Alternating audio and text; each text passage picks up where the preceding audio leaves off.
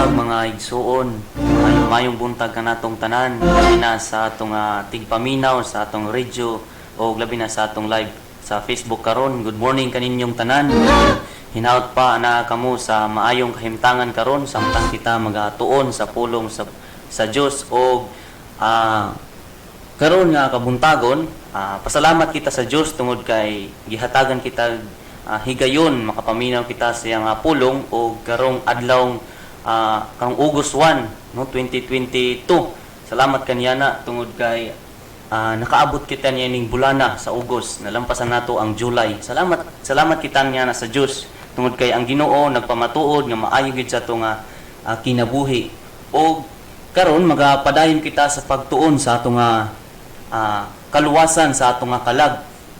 O kani nagahisgot kita kung imong tanaw ng atong previous na mga wali, nagahisgot kita about sa atong kaluwasan sa kalag o padayon gyapon kita maghisgot niya na. O karon ang atong tema, dalhon ko kamo sa tema nga kung ikaw luwas na, ayaw na pagduha-duha.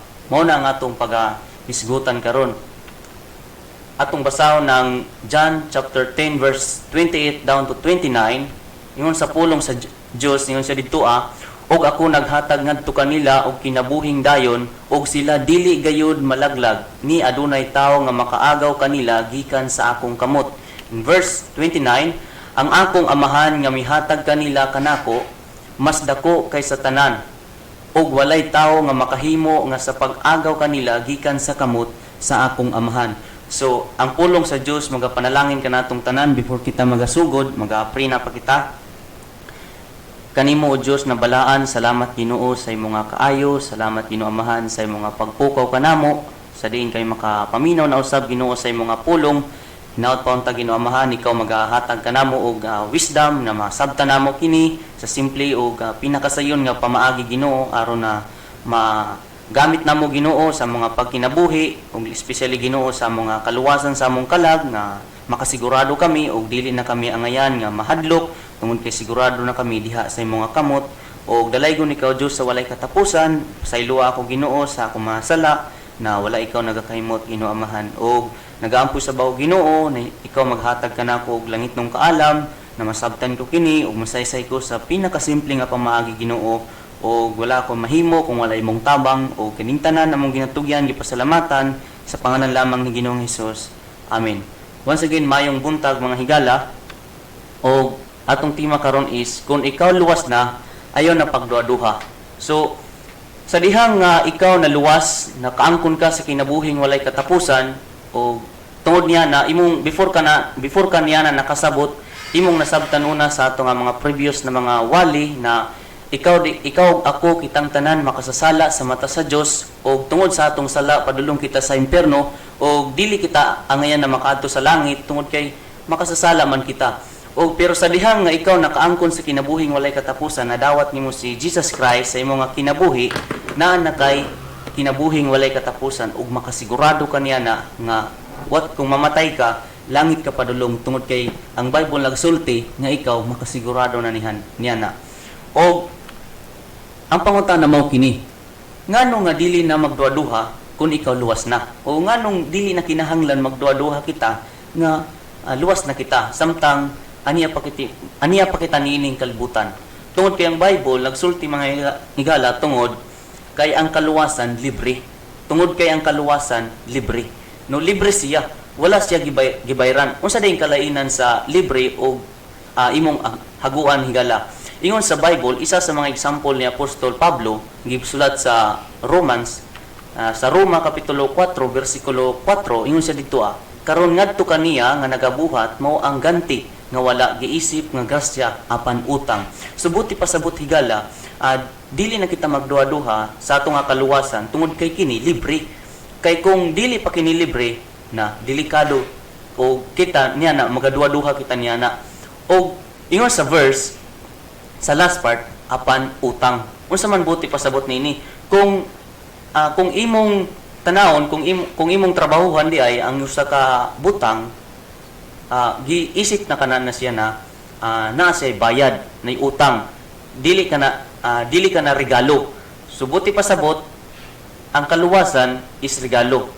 Ingon man sa Bible ingon siya diriya, kaniya nga nagabuhat mao ang ganti nga wala giisip nga grasya. So dili isipon kung ato pang paningkamutan ang atong kaluwasan, maningkamot kita, magbuhat kitag maayo para maluwas. So dili na mao kay nganuman ang kaluwasan is grasya na siya. Mao gani ingon sa Bible sa Efeso Kapitulo 2, versikulo 8, kay tungod sa grasya, kamo nangaluwas, pinaagi sa pagtuo, o kana dili sa inyong kaugalingon, kini ang gasa sa Diyos. Subot ti pasabot, atong makita diri sa, atong balikon sa Roma Kapitulo 4, versikulo 4, ingon siya dito, ganti nga wala giisip nga grasya. So, dili isipon sa grasya, pero ingon sa verse diri sa Efeso, ingon siya dito, tungod sa grasya. Subuti pasabot mga higala, naluwas kita, pinaagi gid sa grasya. O kana, naangko nato kana, pinaagi po sa ato nga pagtuo, pagdawat nato diha kay Ginoong Hesukristo. O kana, dili sa inyong kaugalingong buhat. Unsa daw kini? Kini ang gasa sa Dios, regalo sa Dios, gift sa Ginoo sa imuha, sa tua, sa kuap, para naangko nato kini, dili tungod sa ato nga maayong binuhatan. Kung tanawon po nimo sa Efeso Kapitulo 2, versikulo 9, ingon siya dito, dili sa mga buhat, basin adunay tao nga magpasigarbo. Subuti pasabot, kung imong buhat, maayong buhat ang makaluwas, posible daghang kayo mga tao nga, kuyaw na gid kayo ko, kay ako agud ning maayong binuhatan, ako agud ni ako'y magluwas akong kaugalingon tungod kay magbuhat kog maayo. Pero ingon sa Bible, bisag unsaon nimo pagbuhat og maayo, dili na mao. Usa day, dili sa mga buhat. Unsa ganing mo sa Bible, dili sa mga buhat. Subuti pasabot tigala nga dili gyud ayaw na pagingon na tungod sa akong buhat. Ang Bible nagsulti nga dili sa mga buhat basin adunay tao nga magpasigarbo niini. Subuti pasabot atong naangkon ang kinabuhing walay katapusan, pinaagi sa pagtuo, pagdawat nato kay Jesus Christ. Subuti pasabot sayon ra ang kaluwasan, subusa dili na angay kinahanglan nga magduha-duha ta sa ato nga kaluwasan. So ingon pod sa Bible sa Titus Kapitulo 3 versikulo 5, ingon siya dito, dili pinaagi sa mga buhat sa pagkamatarong nga atong gibuhat, apan sumala sa iyang kaluoy siya miluwas kanato, pinaagi sa paghugas sa pagkatao pag-usab o pagpabag-o sa balaang espiritu. Subuti pasabot, ingon siya dito sa una, ingon siya, dili pinaagi sa mga buhat. So, klaro kaayo, gipadayag sa Bible nga, gipakita sa tua, nga dili sa mga buhat, ang tao mahimong matarong at tubangan diha sa Ginoo. Unsa man pamaagi, sumala sa iyang kaluoy. Ang Ginoo naluoy sa tua, og siya miluwas kanatong tanan. Okay?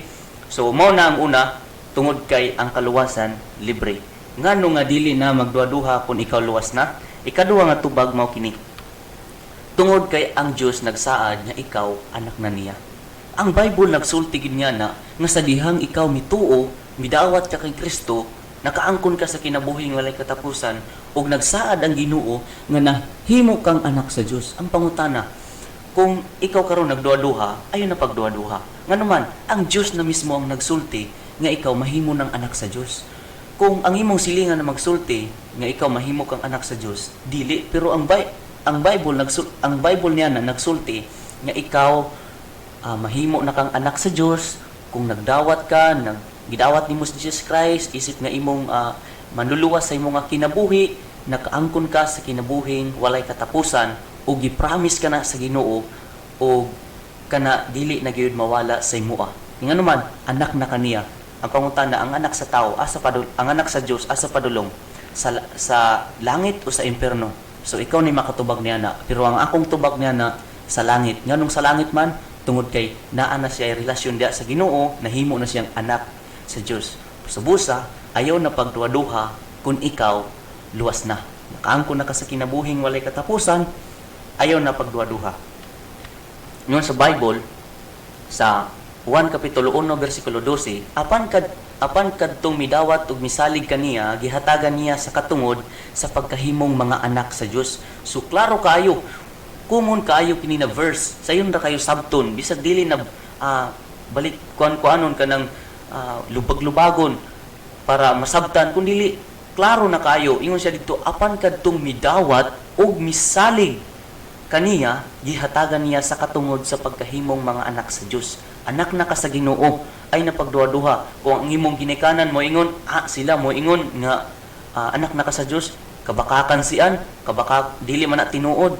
Pero ayaw paminawa na, kundili paminawa ang gisulti sa balaang kasulatan. Paminawa ang Dios, kay ang Dios mismo nagsulti na ikaw mahimo na kang anak sa Dios. Subusa ayo na pagduha-duha. Kung ikaw nagduha-duha karon, kalimti na salig diya sa Ginoo.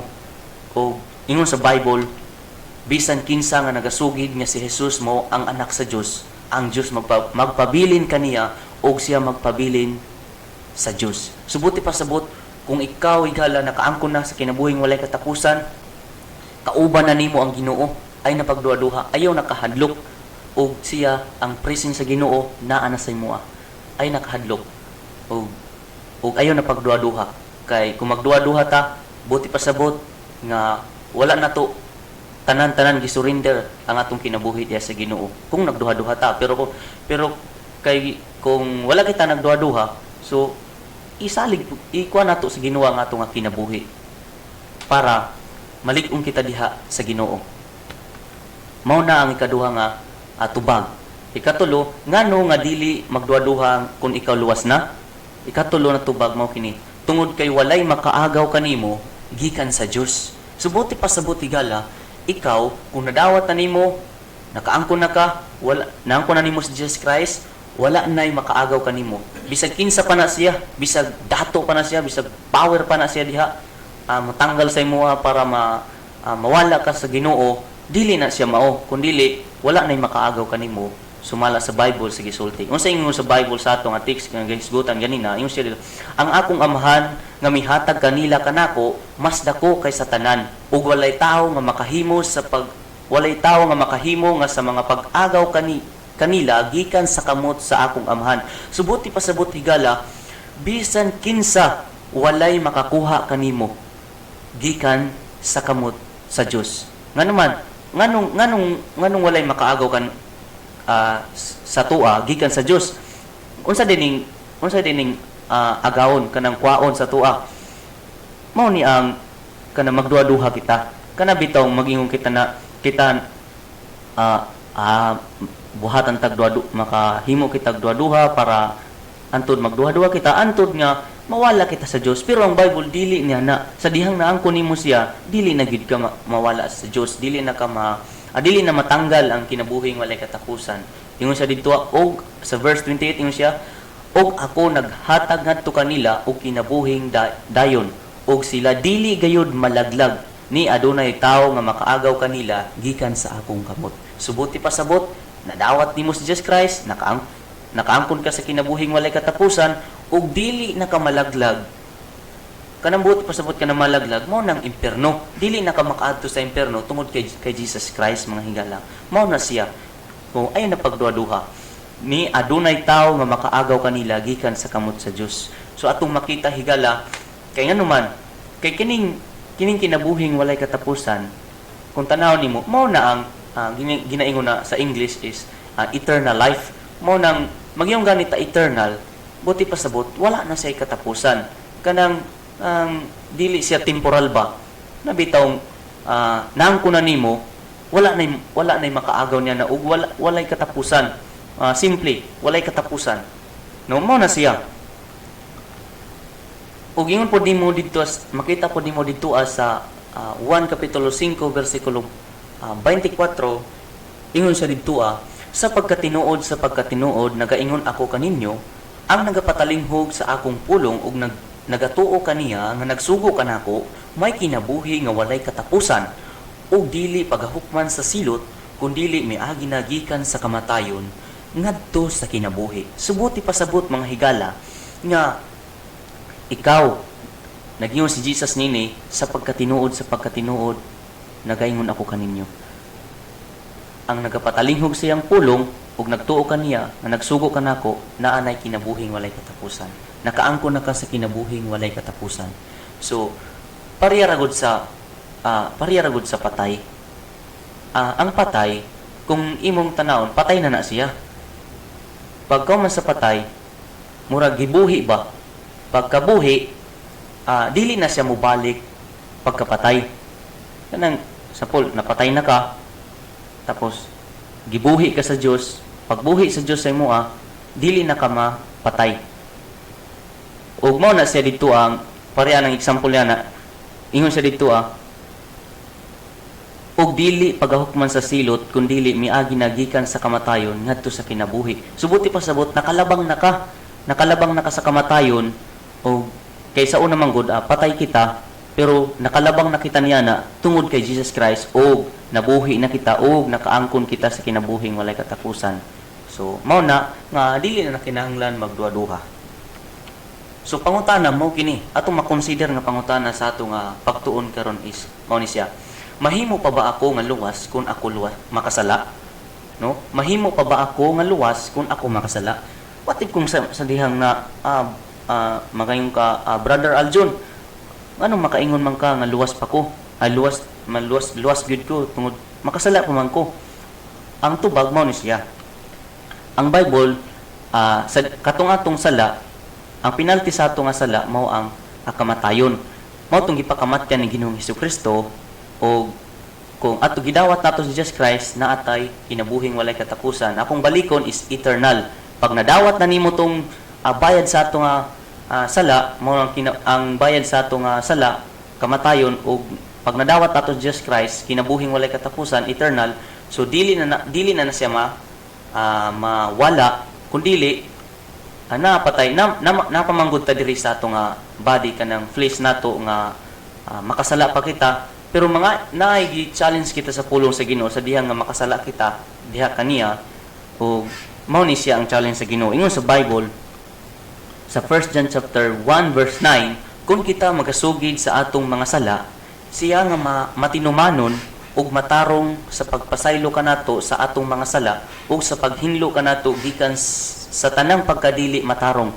So ingon siya, kung kita magasugid sa atong mga sala, siya nga matinumanon ug matarong sa pagpasaylo kanato sa atong mga sala.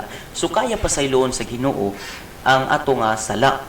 Kung kita makasala, for example, dawat nimo si Jesus Christ, sigurado na gid ka na langit ka padulong. For example, gisugo ka sa imong mama. Pagsugo sa imong mama, gisugo ka og sampulang asin. Pagsugo sa imo ang asin is tag 35. Tapos, ang gipadala sa imo is 50. Tapos, pag abot nimo sa balay, ingon sa mama, tagpilang asin. Magyong ka, tag 50. So, ang asin day ato is tag 35 lang. Tapos, wala nimo gibalik ang sukli. Imong gitaguan, o something, o gipalit nimo siya, o nakapamakak ka sa Ginoo. So, kanang bakak, sala man na siya. Kanang nakapamakak ka, so sala na siya. So, maluwas pa bagyapon ka? So, of course, luwas gyapon ka. Pero, ang sala ato na sa consequence. Ang consequence, musugot ka sa dili, moabot gid ang consequence sa imo nga kinabuhi. Pero, ang gi-challenge sa tuwa sa Ginoo is, mangayo kitag pasaylo diha kaniya, og siya nga matarong og balaan, magpasaylo sa tuwa, gikan sa atong mga kapakyasan. Kaya nga naman, what if kung dili kita magsugid sa atong mga sala? Yung sa Bible, sa previous verse sa 1 John chapter 1 verse 8 yung siya kung moingon kita nga kita walay sala gilimbungan nato ang atong kaugalingon ug walay kamatuoran dinhi kanato. Subuti pasabot kung dili ka mangayog pasaylo diha sa Ginoo na delikado na higala. Basin nga ingon pa nila na gahi kag kasing-kasing na dili ka musugid taas kag pride kay ka. So mangayog kag pasaylo diha sa Ginoo. So, mao na siya nga atong nasabtan na libre ang kaluwasan, dili na kinanglan haguan, so di na ta magduha-duha tungod ang Ginoo nagsaad sa tua nga kita mahimo ng anak sa Dios ug ikatulo walay makaagaw kanato gikan sa kamot sa Dios. O hinumduman nato Ginoo mismo ang nagsulti nga wala nay makaagaw kanato gikan sa iyang mga kamot.